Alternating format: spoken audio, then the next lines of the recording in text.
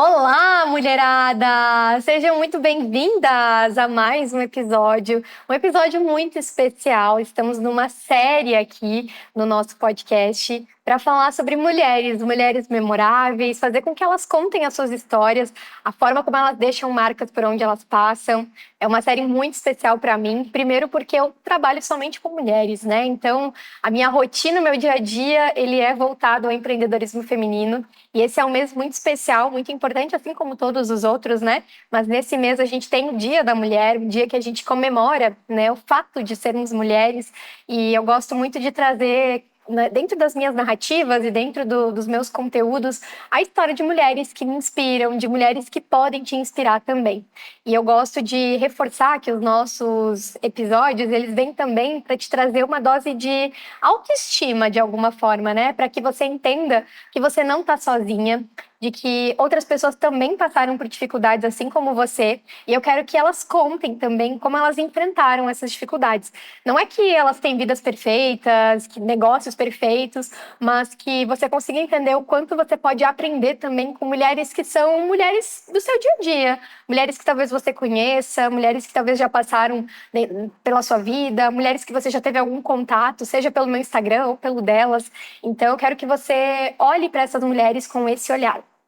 E é claro que esse é um especial, né? Então nós estamos aí fazendo uma maratona de episódios, mas toda segunda-feira, ao meio-dia, a gente se encontra aqui no YouTube com esse podcast, onde eu trago pílulas para você aprender mais sobre marketing, sobre construção de marca.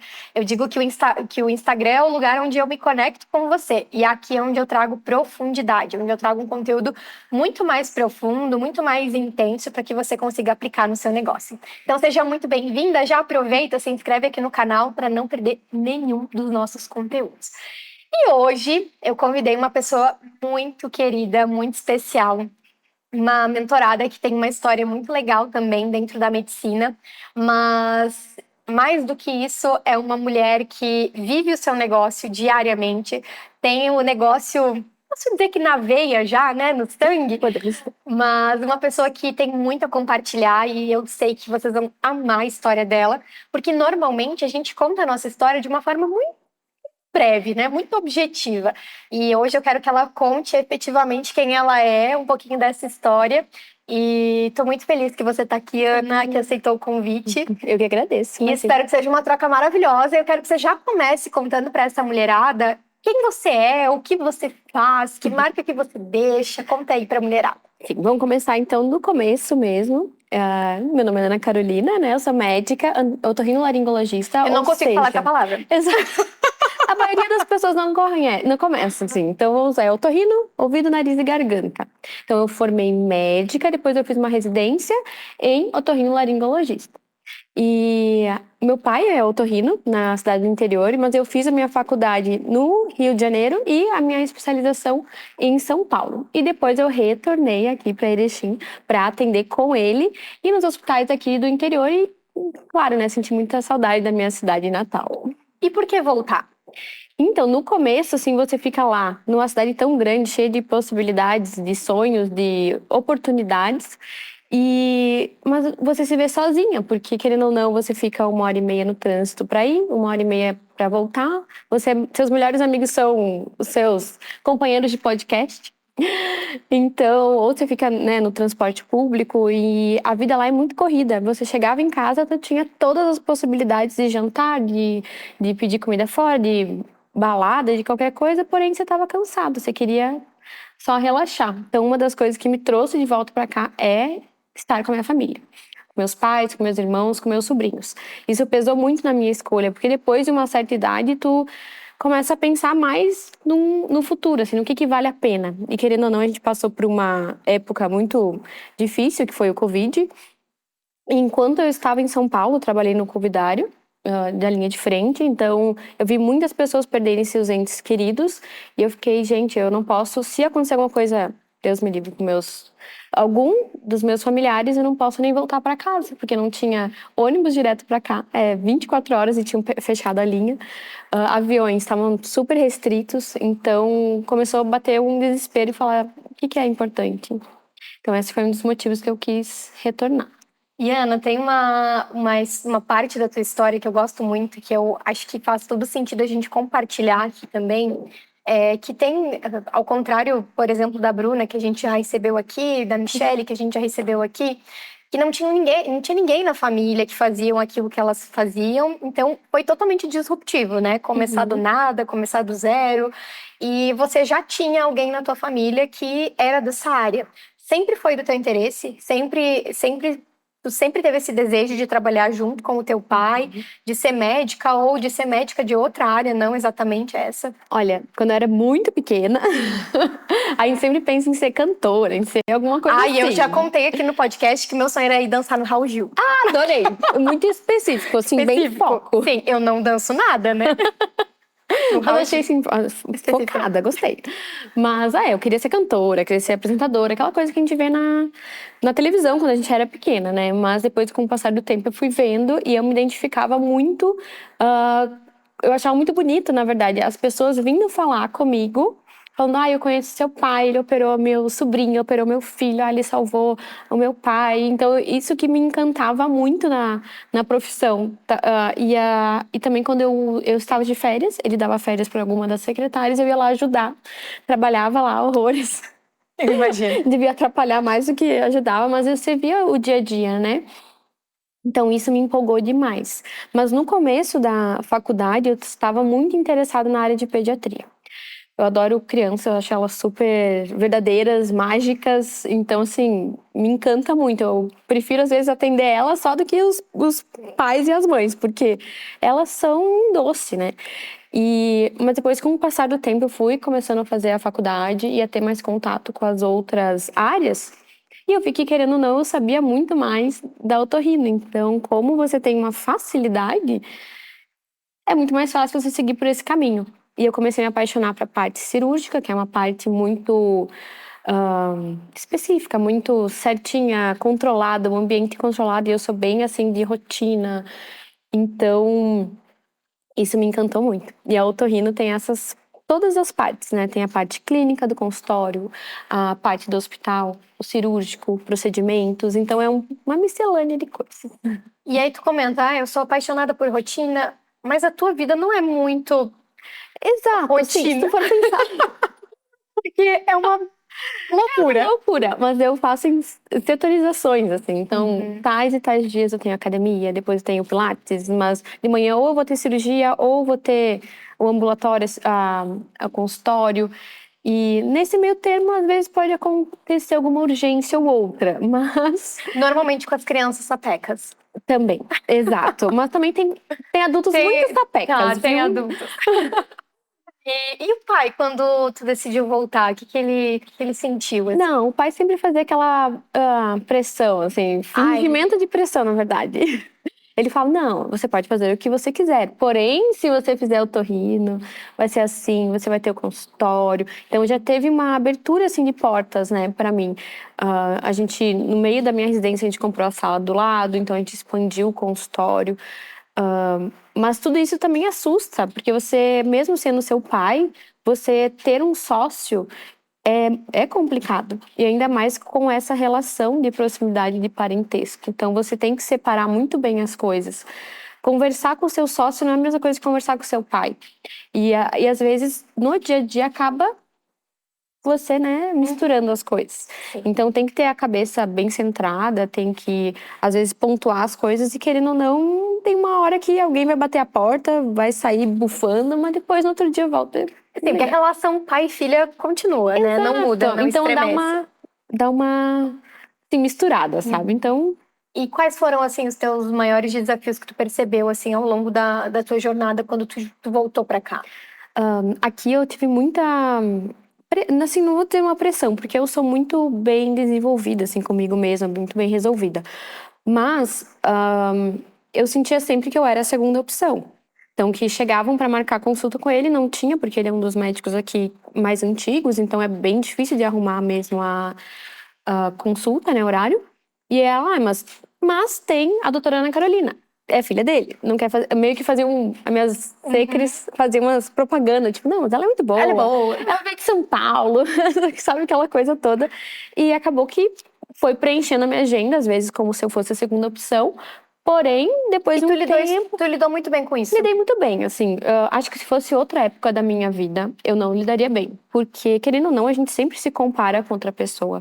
Mas hoje eu vejo que não tem como comparar. É 35 anos de diferença que está entre eu e ele. Então, é como se eu fosse um vinho branco novo e ele fosse um tinto bem daqueles antigos, assim. Então, é diferente. Talvez um dia eu chegue a ser, assim, né? Adorei a analogia. Bem específica. É bem específico. Eu gosto de vinho, mas também não entendo muito. Não vamos entrar muito nesse assunto. Mas essa dificuldade, assim, foi no começo. Mas depois foi preenchendo minha agenda e os pacientes começaram a me escolher também, falando que, não, pode ser, eu quero a doutora Ana Carolina. Mas foi tudo uma construção, porque não foi só ali no consultório, mas também na cirurgia, para os outros médicos conseguirem confiar em mim. Não é só uma menininha que tá vindo de lá, filhinha do papai, que qualquer coisa chama ele. Então eu tive que me provar muito, assim. Graças a Deus deu tudo certo, um papo de 1 ano, por aí já, todo mundo já confia. Mas, querendo ou não, qualquer coisa nova assusta, né? Então... E tem muito do posicionamento, né? Que eu acho que tem isso, né? Eu não sou a filha dele, eu sou a médica. Isso. Então, acho que tem muito do posicionamento e eu acho que também é algo que pra ele também desafiou, porque a gente tá falando só do teu ponto de vista, Claro, né? meu ponto de vista. Mas do lado dele também o que deve ter desafiado foi esse posicionamento digital, talvez, porque Sim. não era algo comum pra ele, né? Ele já tinha agenda cheia, já estava tudo certo, já tinha nome, já era reconhecido. E aí chega a filha querendo trazer Cheia de ideias, vamos fazer isso. E aí vamos expandir o espaço, e vamos fazer isso, vamos fazer aquilo. E isso também desafiou ele, né? Com certeza. Para ele foi bem difícil e, querendo ou não, ele estava acostumado com aquele mundinho dele, né? Ele na casa dele, é a minha mãe que comanda a casa, né? Não tem o que falar. Ela vai pintar da cor, vai pedir a opinião dele só por respeito, mas ela vai pintar a cor que ela quer. Então, ali era onde ele mandava em tudo, ele era o dono daquele lugar. Então, no momento que eu entrei, ele teve que abrir mão de muita coisa. Então isso do digital para ele foi bem complicado, que ele é de uma geração que está acostumado com o quê? Com rádio, com televisão, jornal. Eu até escrevi alguns artigos para o jornal, tudo mais. Eu acho importante ter essa parte, porém hoje em dia o digital é muito maior. Então para ele começar no digital eu tive que fazer vários roteiros, falar assim, pai, não é palestra de meia hora. Gravando um Reels de 30 minutos. Meu pai, não vai dar. Vamos lá, vamos agilizar. Só falar isso. Então foi... Mas a gente se encontrou no meio, assim, do caminho, sabe? Então eu faço também algumas coisas que ele se posiciona. Eu já vou várias vezes na rádio. Eu acho bem legal, assim, que no interior escutam bastante. Enquanto estão trabalhando, enquanto estão fazendo as coisas. E já tive vezes que eu fui na rádio, tava falando, e no momento de eu falar, ao vivo, o cara ligou lá no Isso é muito legal do rádio, né? É muito legal. Eu sou uma defensora do rádio, mas assim, é muito legal, porque é uma coisa que no digital a gente tem menos, né? Acho que tem menos. Porque as pessoas até podem interagir instantaneamente quando a gente tá ali postando alguma coisa, mas no rádio é muito mais trabalhoso. A pessoa...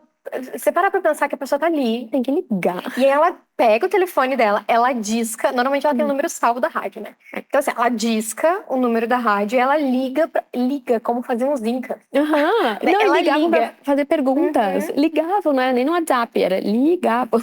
Isso é muito, muito legal, porque, querendo ou não, tem alguns lugares que só o rádio chega, né? Exatamente. Então, o digital, ele é legal, ele é forte, ele é importante, mas ele ainda é um meio de comunicação super, né, palpável, assim.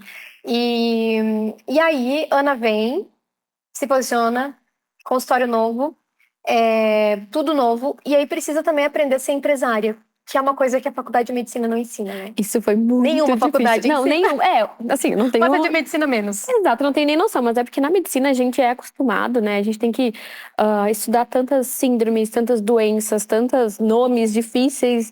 E assim, ainda mais, tudo isso vai se juntar que você tem uma pessoa ali que é mãe de alguém, que é filha, que é esposa. Então a gente fica com muita responsabilidade e quando a gente chega assim no mundo real, a gente, meu Deus, o que é isso? O que é isso? Onde é que eu tô? Onde que eu tô, exatamente. Parece assim que você...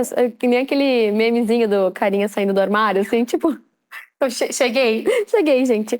E você não sabe o que você faz. Você faz um CNPJ, você continua na pessoa física, você começa a dar plantões.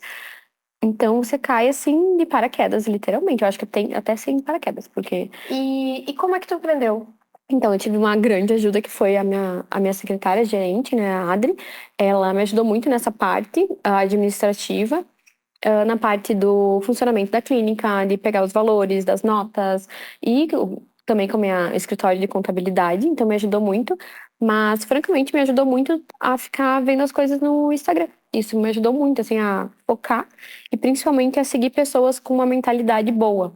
Porque, querendo ou não, o médico se acha dublê de rico, assim, desde o começo da, da, da sua jornada, né? Então, uma coisa que foi bom pra mim é que eu entrei direto na residência. Então, eu acho que eu não tive esse tempo de, vou dar um monte de plantão e ficar rica e comprar uma BMW. Não. Eu andava com um carrinho Gol que foi doado não. Era da minha irmã, passou pra mim. Era 2014, assim, ó. O manual, não era nem automático. E pro Rio de Janeiro, São Paulo. Aquele golzinho preto lá. Era o Fúria da Noite, o nome dele. Seu nome. Ai, meus carros sempre têm nome. No carro eu tive 2 carros, né? Todos eles têm nome. Uhum. Mas sabe que isso que tu comentou é muito, muito doido a gente pensar, né? Que a pessoa vai lá, estuda todo esse tempo, e aí ela entra num mundo e que ela não tá preparada para entrar, efetivamente pensando na área da medicina, né? Porque, primeiro, é uma baita responsabilidade estar lidando com pessoas. Não que as outras áreas não sejam, mas eu comento muito da minha área em si. Se eu erro, não é nada gigantesco, não é uma coisa, né, enorme. Eu falo muito da área, por exemplo, da Karine e do Marcos, né, que são aqui da Encantari. Se eles erram num casamento, É uma tu memória. não tem uma segunda chance para resolver esse problema, né? Então, não é porque é a área da medicina que não permite erro, e acho que aqui não é nem a questão de não permitir erro, mas é uma responsabilidade gigantesca. Você tem que estar pronto para essa A Karine e o Marcos também têm uma responsabilidade gigantesca para a pessoa, em tese, ela não vai casar de novo, ela não vai ter aquela memória de novo. Então a gente tem que tomar esse cuidado, muitas vezes, de pensar o quanto a gente é responsável também, né, pelas nossas ações. E está lidando com pessoas, né? Com certeza. E aí tu comentou, eu tendo crianças também, e, enfim, eu sei que na tua rotina também acaba atendendo crianças, mas acho que a parte mais difícil não é a criança, né? É a família da criança, família é bem porque tem a complicado. expectativa. Mas imagina, né? Eu consigo entender, eu não tenho filhos ainda, porém é um grande desejo meu ter. Então eu já consigo imaginar como eu seria com esse filho. É um ser que saiu de você criou aquela coisinha, então você é responsabilidade. Então acho que a responsabilidade do médico que cuida de crianças é o dobro, sim. Porque é muita coisa envolvida, né? Você pensar em um pequenininho saudável, tá tudo certo e acontece alguma coisa. Então é bastante responsabilidade. E o que falta para Ana hoje se sentir realizada 100%? Ainda falta? Ainda falta, com certeza. Falta alguma coisa? Até esses dias foi engraçado, porque tava rolando, né, no Instagram as trends, né? E uma delas era aquela café comigo. Do passado. Isso. E eu pensei assim, gente, tá, eu vou fazer essa trend. Eu vou lá, na verdade, eu consegui tudo que eu queria, sabe? Tudo que eu me coloquei no caminho, eu consegui. Então, eu fiz a medicina, mesmo algumas pessoas do meu colégio lá, no meu terceiro ano, falando que eu nunca ia passar na faculdade de medicina, porque eu não era capaz, assim. Então, tu vê que aquelas pequenas vozes que atrapalham muito, entende? E até algum tempo atrás eu falava ainda sobre isso na terapia. Então isso sempre me puxava para trás. Parecia que era um demôniozinho assim vindo para trás. Então, desde aquela época eu falei, não, vou passar. Não. Passei. Fui na faculdade, nossa, super tranquilo, na residência, agora com o meu consultório. Então, assim, eu falei, olha, acho que se eu fosse sentar comigo mesmo, eu ia falar, isso aí. Cara, deu certo, é nóis. Funcionou. E agora, o que queremos pra frente? Sim, com certeza. Assim, a ideia é bem isso. Eu consegui tudo que eu queria, mas a gente chega assim no local e pensa, tá, a gente pode dar mais. E eu tenho muita vontade, assim, de transparecer, assim, de falar mesmo sobre todos esses ensinamentos, porque eu sei que a residência qualquer residência médica, assim, muito difícil ter uma que não seja assim, é um local muito hostil, sabe? Então, a medicina ali dentro do hospital é bem hostil. E às vezes alguma pessoa quer passar a perna, quer passar a outra, então ter alguns mentores, ter alguma pessoa que te coloca pra cima, que te ensina sem querer em troca, sem que tá ali pra você, acho que é muito importante, sabe? E isso mudou muito, pensando em alguns mentores que eu tive na residência. E até, às vezes, só de bater no ombro e falar, olha, vai ficar tudo certo. Faz isso, continue como você tá. E eu queria passar isso pra outras pessoas. Porque eu vejo que os meus R-, que a gente chama, né? Que é, a gente entra na residência e tem o R2, R3, R+. Então a gente vai subindo o nível, são os R+, e os R-. Então, meus R- sempre falaram que eles queriam ser R+, que nem eu fui deles. Então, assim, que eu fazia plantões quando eles estavam cansados, fazia os exames com eles, ia ensinar. Eles falaram, você teve muita paciência com a gente. E foi uma coisa que eu não tive tanto. Então, eu falei, cara, em vez de eu continuar com essa cronologia de, eu me ferrei, desculpa a palavra, vou ferrar com o outro também, eu acho que tem que cortar. Não faz sentido. Porque sabe que você sofreu aquilo, tu ficou horas sem dormir. Não faz sentido. Por que tu vai fazer isso com outra pessoa que não tem nada a ver? Então, isso que eu quero passar também. Que o melhor é você aprender pela parte boa, não só pela dor. Não precisa ser assim. E tem muita competitividade na área médica também. Tem, com certeza. Muita competitividade, assim, não só na parte, né, minha da otorrino, mas como qualquer outra. Então, às vezes as pessoas seguram o conhecimento. Seguram mesmo, assim, não dão um artigo, ou, vou ensinar essa técnica, não vou. Então, é bem complicado. E eu acho que isso é muito injusto, assim. A gente só tá fazendo isso por um bem maior, que é o nosso paciente. Então, por que tu vai segurar uma coisa que vai ser melhor para os pacientes? Só pra você cobrar mais? Pra você... E isso foi algo que teu pai nunca teve medo? Nunca. Não, ele nunca teve medo. Meu Deus. Não, ele te ensinou tudo. E eu acho que isso também foi muito valioso, né? Ter uma pessoa ali que não tinha medo. Não tinha medo de passar seu lugar. Não que tu esteja ocupando o lugar dele, mas em um determinado momento talvez vá. Sim, né? Porque... depois quando ele, né, ficar mais velho, e eu também, às vezes, vai, com certeza. Então, assim, tu tá ali, estão trabalhando juntos, né? Por um bem maior. Eu acho que isso também é muito positivo, mas muita gente não tem. Não tem esse suporte, não tem alguém que tá ali realmente querendo te ajudar, né? Então, eu acho que tem que ser uma cooperação mútua, assim, porque é muito difícil pra mim, talvez, ser um pouco da sombra dele, mas também ele me vê assim, às vezes ocupando alguns lugares dele é difícil. A gente tem uma história bem, bem emotiva, assim, que eu não sei se vocês sabem, mas quando a gente tá num paciente, numa mesa cirúrgica, o cirurgião principal, tem o cirurgião principal e os assistentes, né, e auxiliares. Tem auxiliar 1, 2, até 3, dependendo da cirurgia. Mas o cirurgião principal, ele fica na direita do paciente, sempre. Só quando é alguma outra cirurgia, assim, mais do outro lado. Mas geralmente é no lado direito.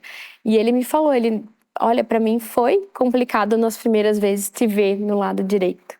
Mas ele nunca me falou nada. E depois ele falava que estava orgulhoso de ter visto que eu fui até o final, que eu não pedi ajuda, ou que a gente ficava conversando sobre o assunto. Então, acho que para ele também foi muito complicado. Porque o nosso ego, querendo ou não, nós, seres humanos, somos, né, egocêntricos por sobrevivência, isso é natural. Mas temos que ser trabalhado também. Então, foi... É lindo, né? Porque é uma relação de pai. E a mãe não fica com ciúme? Fica. O que eu ia dizer, né? Ela Então, fica muito com ciúmes, querida. Daí a gente faz coisas só eu e ela. Ah, tá, entendi. Tipo, hoje de noite, depois aqui, a gente vai jantar. Ah, não, entendi. Temos a mãe tá ali. Tá, Ó, vou contar uma curiosidade. Já me disseram muitas vezes que eu sou muito parecida com a tua mãe. É, eu tô de cabelo preto. Ah, então eu também. Assim, quando eu falo, meu Deus, você é a cara da sua mãe. Já me disseram muitas vezes, inclusive. Mas, Ana, a gente fez um ritual aqui, onde eu pergunto todo finalzinho do episódio, qual é a marca que você sente que você está deixando na vida das pessoas? E aqui eu queria que você dividisse essa resposta em 2 caminhos. A marca que você deixa no paciente e a marca que você deixa nesses futuros médicos, nesses médicos que estão começando. Que marca que tu quer deixar na vida dessas pessoas? Eu acho que nos meus pacientes, principalmente, acho que carinho e cuidado. Assim, esses 2 Cs, vamos dizer assim, porque eu tenho o maior carinho por eles, mesmo. Assim, me preocupo, ligo depois e às vezes até eu sinto falta. Quantos pacientes já passaram lá pela clínica? Então, pela clínica, 109.300. Eu fiquei chocada quando eu vi esse número. Fichas. E cada ficha tem os familiares. Então é o paciente, o pai, a mãe, a avó. Esses dias chegou 3, assim, o pai, a mãe e a criancinha. É muita gente. É muita gente. Então, assim, é que o pai foi único, né, querendo ou não, por muito tempo, assim. Então não tinha tantas opções que nem hoje, mas é bem bonito ver as pessoas retornando. E o avô que veio lá, depois veio de novo, e depois trouxe o filho, depois trouxe o neto. É bem legal. Uhum. E para os médicos? Para os médicos, é coragem, então. Então é 6C. É CCC, adorei meu Cs. É carinho, cuidado e coragem. E coragem, com certeza, coragem, porque tem que colocar a cara, a tapa. Hoje em dia, com o Instagram, tem que se posicionar, mas também não esquecer dos outros também, porque a gente tem pacientes que a gente pode atingir de outros meios. Então, vamos pro Instagram, vamos pro YouTube, mas também não esqueçam do rádio, não esqueçam do jornal, vai dar certo.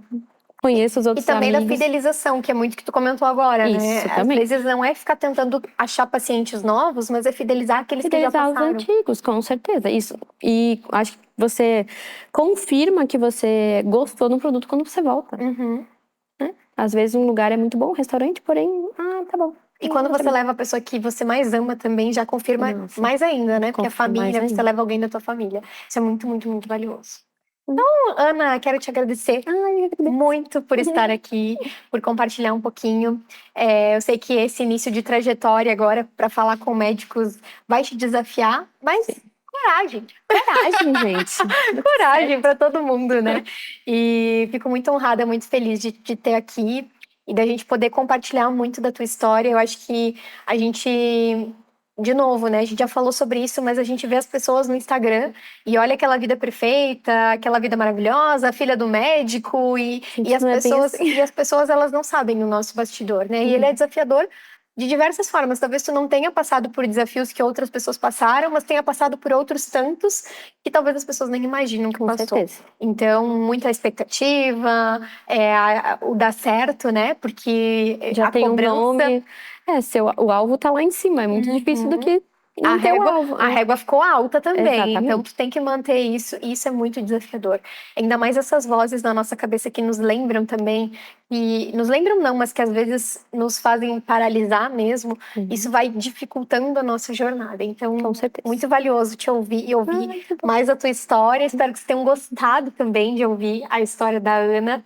E mais uma mulher inspiradora, mais uma mulher memorável que eu tenho certeza que deixa marcas por onde passa e vai continuar deixando marcas por onde passa. E a gente se encontra no nosso próximo episódio, no último episódio dessa série, com uma pessoa muito especial que vocês vão amar conhecer e que tem um motivo para ela ser a última também, tá? Então fiquem aqui comigo e nós nos encontramos no nosso próximo episódio. Um super beijo e até lá!